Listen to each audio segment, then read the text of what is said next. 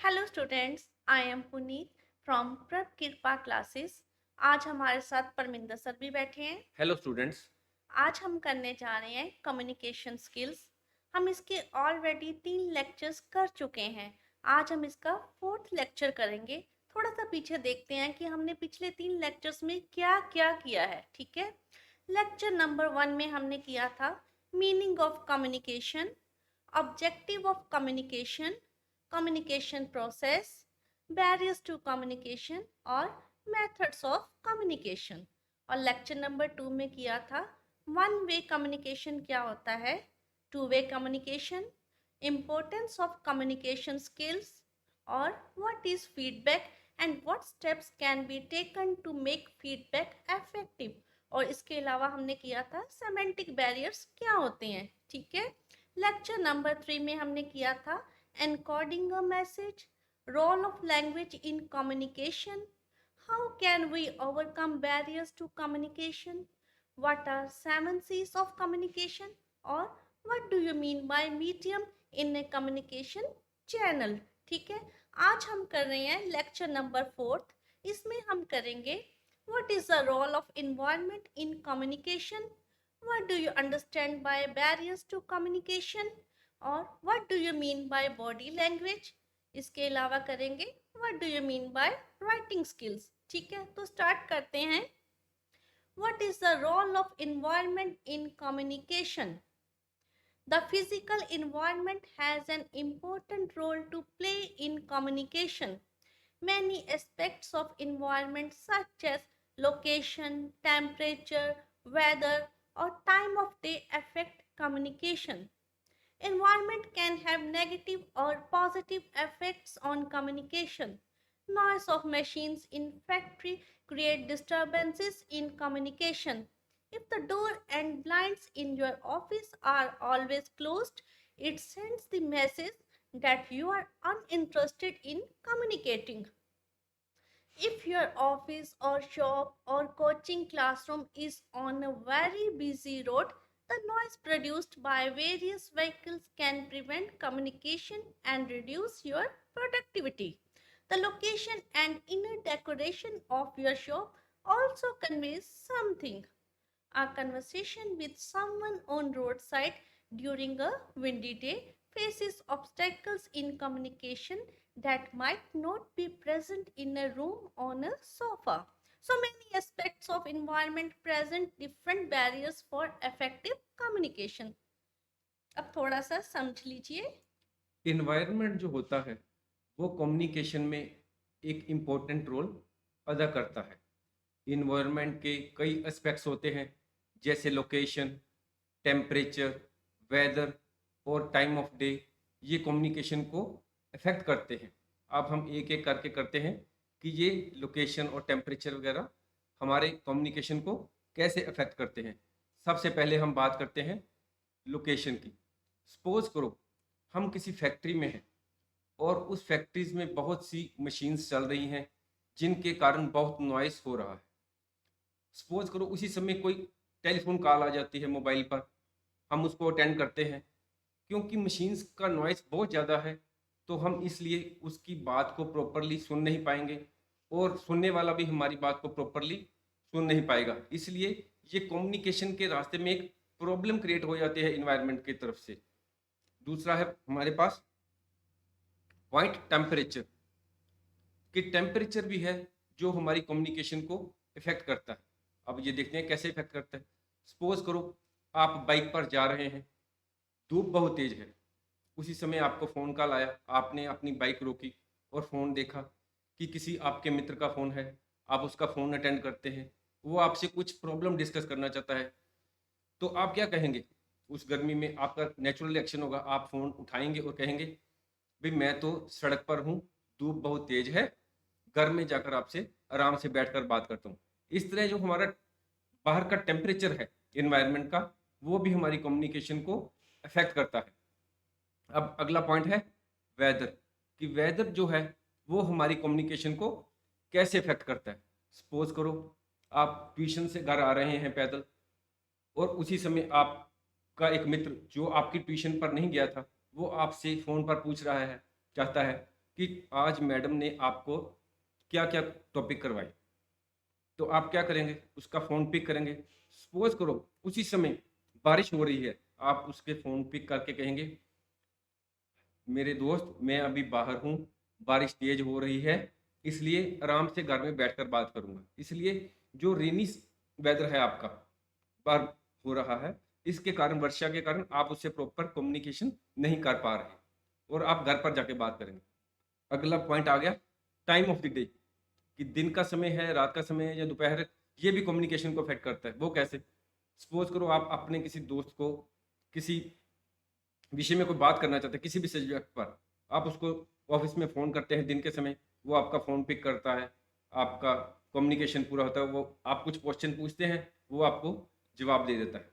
पर सपोज़ करो अगर आप रात को उसको फ़ोन करते हैं, तो हो सकता है वो उस समय खाना खाने बैठा हो या उसकी सोने की तैयारी हो।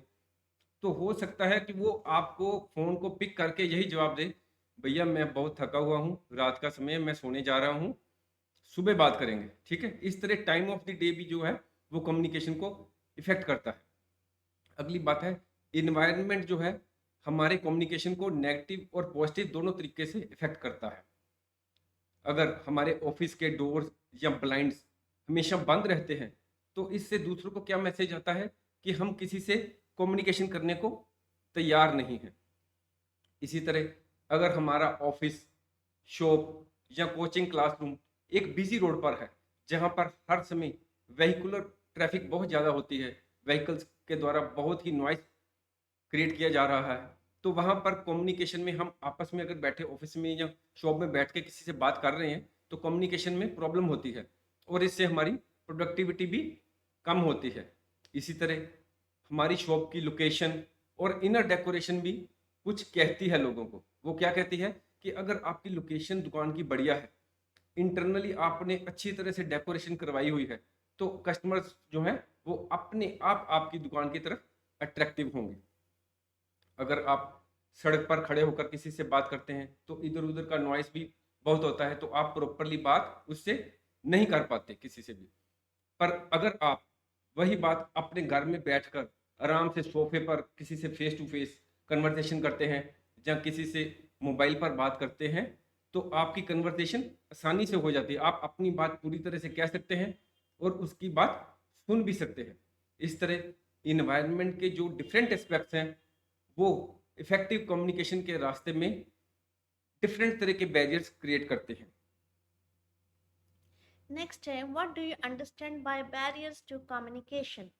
We require to communicate with many people for personal and professional purpose. But while communicating, we may face many hurdles or problems. Sometimes the message is not passed properly or gets lost. There are chances of misunderstanding between the sender or the receiver. A barrier to communication is anything that prevents or disturbs the sending or receiving of a communication.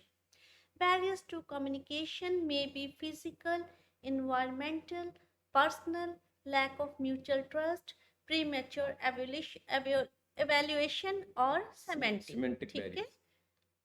अब हमारे पास question है कि barriers to communication क्या होते हैं? Communication के रास्ते में आने वाली रुकावट क्या होती है? वह कोई भी चीज़ हो सकती है, जो हमारी कम्युनिकेशन के रास्ते में डिस्टर्बेंस क्रिएट करती है, उस किसी भी चीज़ को हम बैरियर टू कम्युनिकेशन कहते हैं। ठीक है? हम हर रोज़ अपने पर्सनल पर्पज़ के लिए या प्रोफेशनल पर्पज़ के लिए किसी न किसी से कम्युनिकेशन करते रहते हैं और इसके रास्ते में भी है जो प्रॉब्लम्स आती रहती हैं। कई बार तो हमारा मैसेज किसी दूसरे को बिल्कुल ही नहीं पहुँचता या प्रॉपर्ली नहीं पहुँच पाता। ये बैरियर टू कम्युनिकेशन है, इनको हम कई टाइप्स में बाँट सकते हैं। पहला है हमारे पास फिज़िकल, ठीक है? फिज़िकल क्या होता है? सपोज़ करो ये पर्सन ए है, वो किसी दूसरे पर्सन से बात कर रहा है बी से। ये उससे काफ़ी दूर सपोज़ करो 20 फुट दूर है। वो उसको आवाज़ से ऊँची आवाज़ से बात कर रहा है। हो सकता है उसकी आवाज़ इसको इतनी दूरी तक ना जाए क्योंकि इनके बीच में डिस्टेंस बहुत ज़्यादा है। हो सकता है उसका मैसेज उसको प्रॉपर समझ में ना आए या बिल्कुल ही समझ में ना आए। इसलिए फिज़िकल जो बैरियर है उसकी एग्जांपल है डिस्टेंस, दूरी, ठीक है, कि दूरी के कारण उसको उसकी आवाज समझ में नहीं आई। हमारा दूसरा पॉइंट है इन्वायरमेंटल बैरियर। इन्वायरमेंटल बैरियर जैसे मैंने पिछले एक पॉइंट में डिस्कस किया था, इन्वायरमेंटल बैरियर क्या होते हैं? कोई भी नॉइज जो कि व्हीकल्स के द्वारा होती है, या हो सकता है कि मशीन्स के द्वारा भी जो नॉइज प्रोड्यूस की जा रही है, उसके कारण आपकी कम्युनिकेशन में कोई रुकावट पैदा हो। पर्सनल, अगला पॉइंट है पर्सनल बैरियर। पर्सनल बैरियर क्या होता है? इनएडिक्वेट अटेंशन, कि आप किसी से बात कर रहे हैं, वो पहले ही किसी और काम में बिजी है और वो आपकी बात को प्रॉपरली अटेंड नहीं कर पा रहा है, जिससे कि आप जो भी उससे कम्युनिकेशन कर पा रहे हैं वो आपकी बात को प्रॉपरली नहीं समझ पा रहा। जहाँ हो सकता है कि उसके पास, जिससे आप बात कर रहे हैं, उसके पास प्रेशर ऑफ टाइम हो। सपोज करो एक आपका दोस्त है, आप उससे मिलने के लिए गए हैं, उससे कुछ बात करनी है, पर उसने आगे एक फ्लाइट पकड़नी है, बाई एयर उसने कहीं जाना है। सपोज करो आप उसके पास गए 8 बजे, उसने 9 बजे फ्लाइट पकड़नी है, वो तो घर से निकलने वाला है, उसके पास प्रेशर ऑफ टाइम है, वो आपकी बात को प्रॉपरली नहीं सुन पाएगा। वो यही कहेगा, भैया मैं जा रहा हूँ, मेरे पास बहुत कम समय है, मैं आपकी बात को फोन पर बाद में आपसे प्रॉपर बात करूंगा। अगला पॉइंट है लेक ऑफ म्यूचुअल ट्रस्ट। हो सकता है कि जो आपसे कम्युनिकेशन कर रहा है, आपको उस पर विश्वास ही ना हो, आप उसी के द्वारा की गई किसी भी बात पर विश्वास नहीं करेंगे, चाहे वो सच ही बोल रहा हो, ठीक है। इसके नेक्स्ट पॉइंट है pre mature evaluation. Pre mature evaluation क्या होता है? कि कई बार कुछ लोग किसी भी बात को सुनने या पढ़ने से पहले ही अपने मन में कोई जजमेंट बना लेते हैं, यह है प्री मेच्योर एवेल्यूएशन। ये भी कम्युनिकेशन के रास्ते में एक बैरियर है, प्रॉब्लम है।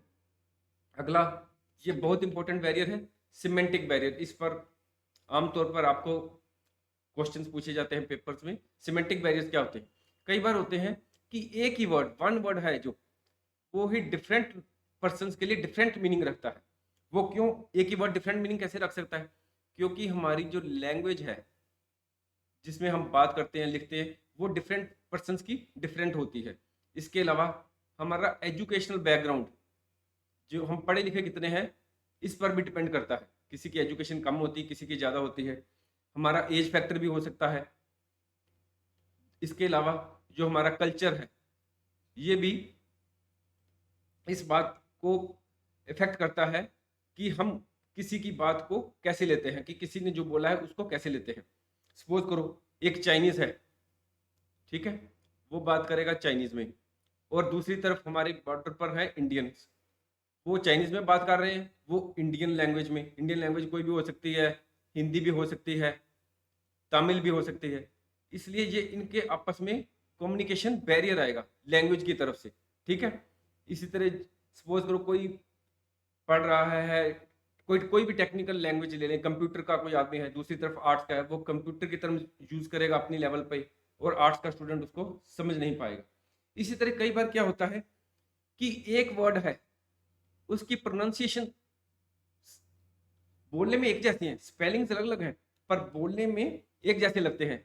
जैसे एक्सेप्ट और एक्सेप्ट, ये प्रोनाउंसिएशन लगभग सेम है, पर अगर हम लिखने में इनको यूज करें, सपोज करो हमने यूज करना था आई एक्सेप्ट प्रमोशन, और लिखने में हम लिख देते हैं आई एक्सेप्ट प्रमोशन, तो इसका क्या हुआ कि कम्युनिकेशन के रास्ते में बैरियर आ गया, क्योंकि एक वर्ड था जिसके प्रोनाउंसिएशन तो सेम थी, पर लिखने में उसके स्पेलिंग अलग अलग थे, ठीक है। Body language. Broadly speaking, your body language comprises the following three components. Number one, eye contact. It is a direct and powerful tool of communication. Your eye contact shows that you are taking interest in others. On the other hand, when a person is talking with you and you are not making eye contact with him, it shows that you are taking no or less interest in his talks. सबसे पहले हम ये जानते हैं कि body language क्या होती है। पिछले टॉपिक्स जो हमने किए थे उसमें हमने डिस्कस किया था कि 3 मेथड्स होते हैं कम्युनिकेशन के। वो कौन कौन से हैं? 3 मेथड्स ऑफ कम्युनिकेशन। ठीक है। हमने पिछले किए थे verbal verbal method of communication. ये क्या होता है? जो हम बोलकर किसी के साथ कम्युनिकेशन करते हैं, उसको वर्बल कम्युनिकेशन कहते हैं। दूसरा मेथड था कम्युनिकेशन का non verbal. Non verbal communication. Non verbal communication में 3 सब टाइप्स हैं। वो क्या-क्या हैं? एक तो है हम लिखकर ईमेल के थ्रू, लेटर्स के थ्रू या किसी भी माध्यम से अभी लिखते हैं, लिखकर किसी के साथ कन्वर्सेशन करते हैं, तो वह रिटन वर्ड्स के थ्रू कन्वर्सेशन होती है। दूसरा पॉइंट है बॉडी लैंग्वेज, जो हम इस टॉपिक को कर रहे हैं, ठीक है। और तीसरा पॉइंट हमारा है अपीयरेंस, हमारी क्लोथ्स कैसे हैं, ज्वेलरी, ये चीज़ें जो है ये अपीयरेंस में आती हैं। और तीसरी जो मेथड है कम्युनिकेशन का, वो है विजुअल कम्युनिकेशन, ठीक है। इस तरह आप देख रहे हैं कि ये जो बॉडी लैंग्वेज, ये जो हम कर रहे हैं टॉपिक बॉडी लैंग्वेज, ये one of the non verbal methods of communication है। कि किसी से कम्युनिकेशन करने के लिए अगर हम नॉन वर्बल मेथड यूज करते हैं, तो बॉडी लैंग्वेज उनमें से एक है।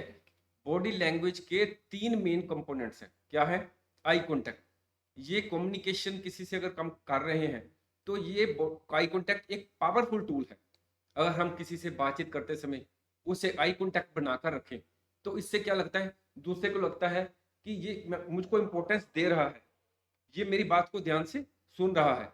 पर अगर कोई पर्सन आपसे बात कर रहा है और आप अपना ध्यान इधर उधर भटका देते हैं, इधर उधर करते हैं या नीचे देखना शुरू कर देते हैं, तो उससे दूसरा पर्सन जो आपके सामने खड़ा है उसको लगता है कि ये मुझको कोई इंपॉर्टेंस नहीं दे रहा और या मेरी ये बात में कोई इंटरेस्ट इंटरेस्ट नहीं नहीं ले ले रहा। रहा। Number 2 है head movement.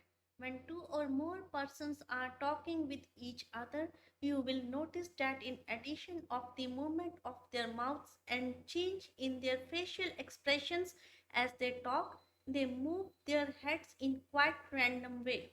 Improper head movements can quickly sour a relationship. दूसरा पॉइंट है बॉडी लैंग्वेज का हेड मूवमेंट। हेड मूवमेंट क्या है? सपोज करो आपके सामने 2 या 2 से ज्यादा पर्सन खड़े हैं, वो आपस में बात कर रहे हैं, आप सिर्फ दूर से देख रहे हैं। आप देखेंगे कि जब वो आपस में कम्युनिकेशन बात कर रहे हैं, तो सिर्फ उनके माउथ ही नहीं हिलते, लिप्स ही नहीं हिल रहे, बल्कि उनके फेशियल एक्सप्रेशन ही चेंज हो रहे हैं। जैसे हो गए, हैं ऐसे कैसे हो गया, अच्छा मुझे तो पता ही नहीं, बल्कि फेशियल एक्सप्रेशन उनके साथ साथ चेंज हो रहे।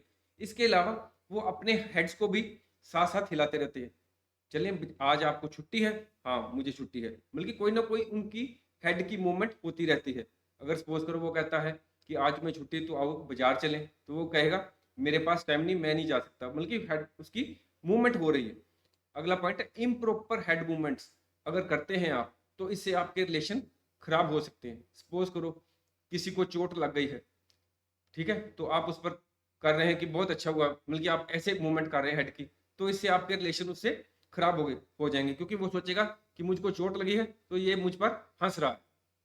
Third, facial expressions. Our facial expression often reflect the emotions.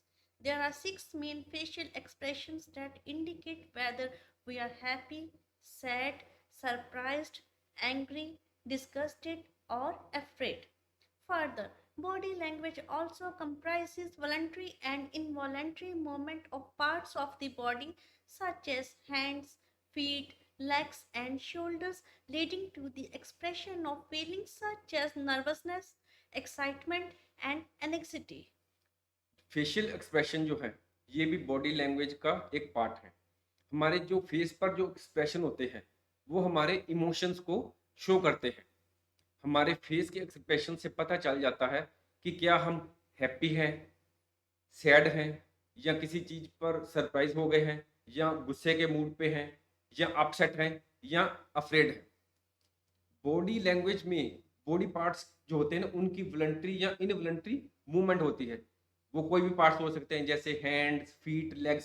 Suppose करो मैं बैठा हूँ और मेरे सामने जो क्वेश्चन पेपर आया है वो मुझे आता नहीं है, मुझे डर लग रहा है कि मैं क्या लिखूं, तो हो सकता है मैं अपने हाथ को ऐसे ऐसे करता जाऊं, ठीक है। इससे क्या शो होता है कि आप नर्वस हैं, ठीक है।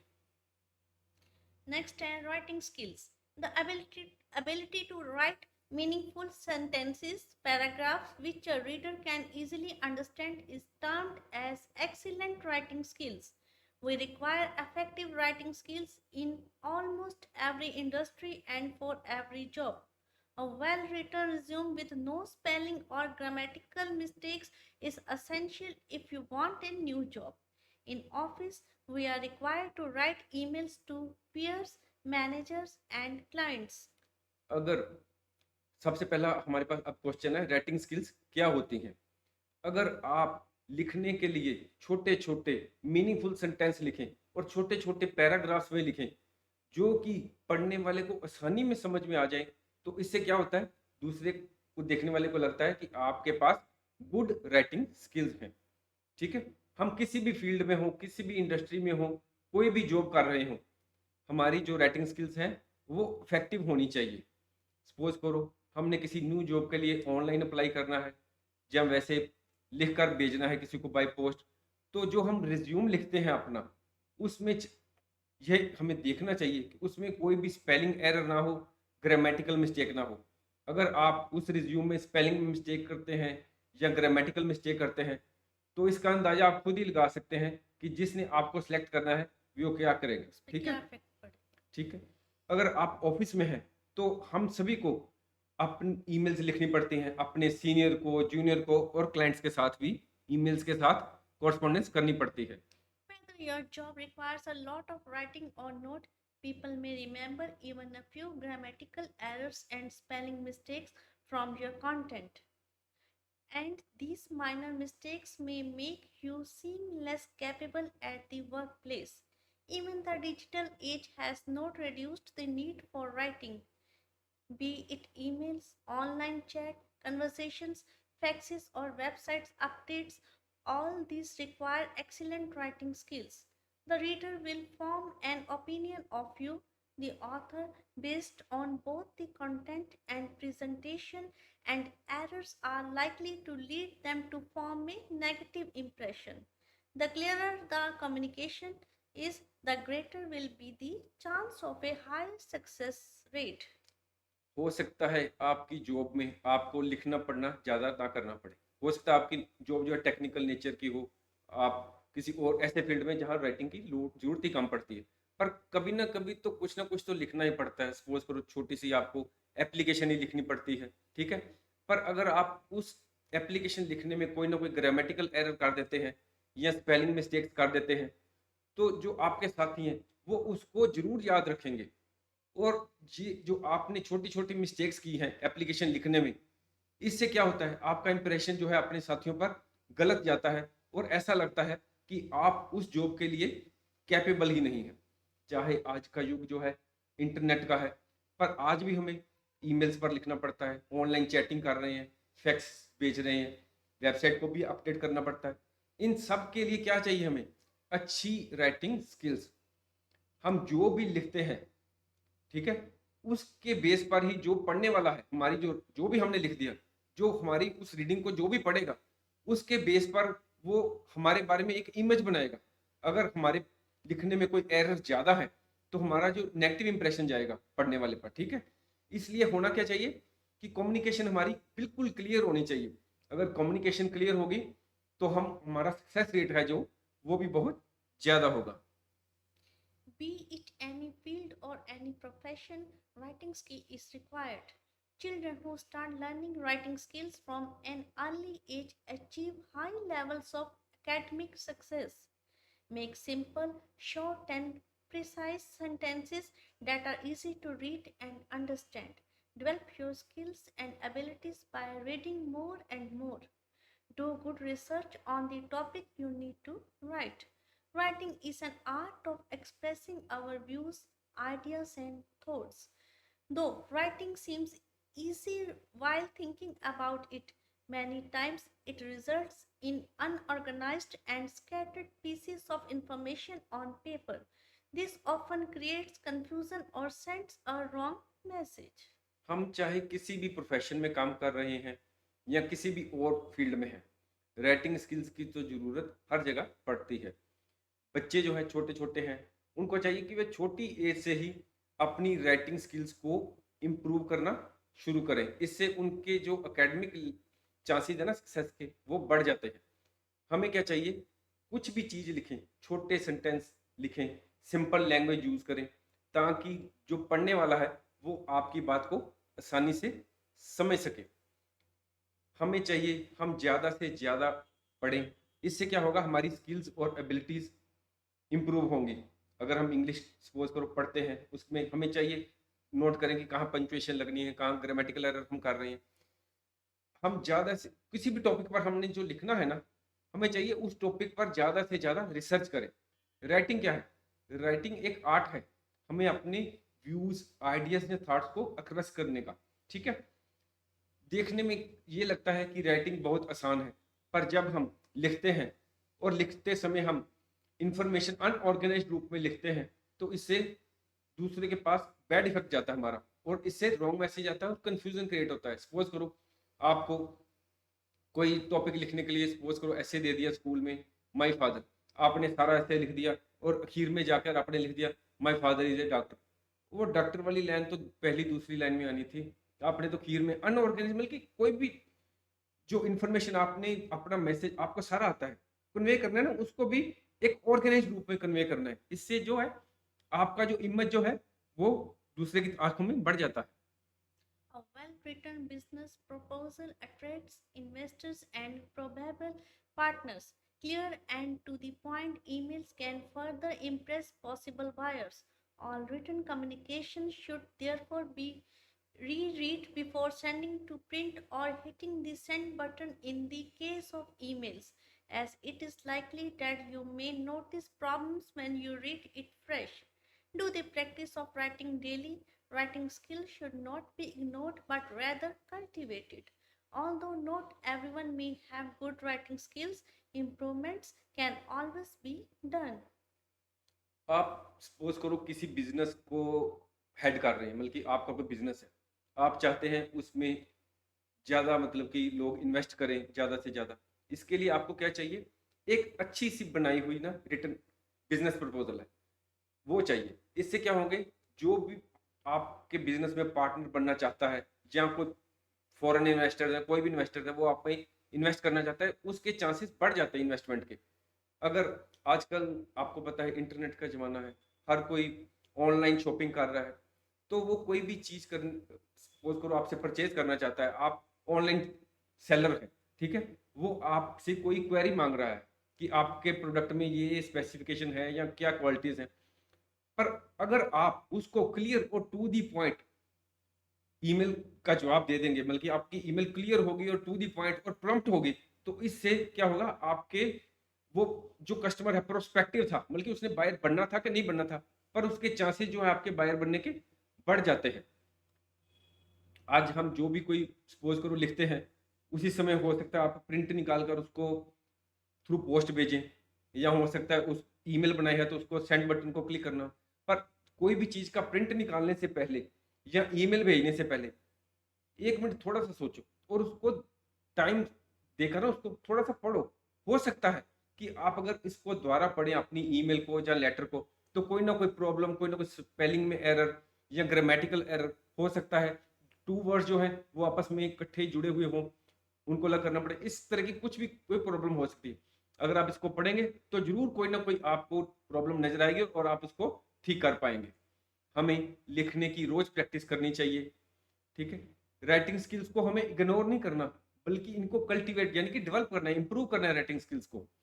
हम सभी, जैसे हमारी 5 उँगलियाँ बराबर नहीं है, हमारी सभी की राइटिंग स्किल्स एक जैसी नहीं हो सकती। हम सभी अच्छे गुड अंडर राइटिंग स्किल्स वाले नहीं हो सकते, पर हम कोशिश तो कर सकते हैं ना इनको इम्प्रूव करने की, कि अपनी राइटिंग स्किल्स को हम इम्प्रूव करें। There is a lot of information on the internet that can help you improve your writing skills. Taking the time to polish your writing skills is likely to pay off in the longer term. Internet का ज़माना है, internet पर बहुत information है, किसी भी field की हो। आप अगर राइटिंग स्किल्स के बारे आप इम्प्रूव करना चाहते हैं, तो आप इंटरनेट को सर्च करें, आपको बहुत सी गाइडलाइंस मिल जाएँगी, आप अपनी राइटिंग स्किल्स को कैसे इम्प्रूव कर सकते हैं। आपको चाहिए कि आप थोड़ा-सा टाइम अपनी राइटिंग स्किल्स को इम्प्रूव करने में ज़रूर डिवोट करें। इससे आपको लॉन्ग रन में बहुत फायदा होगा। If you like our video please share and subscribe our channel. Thank you. Thank you.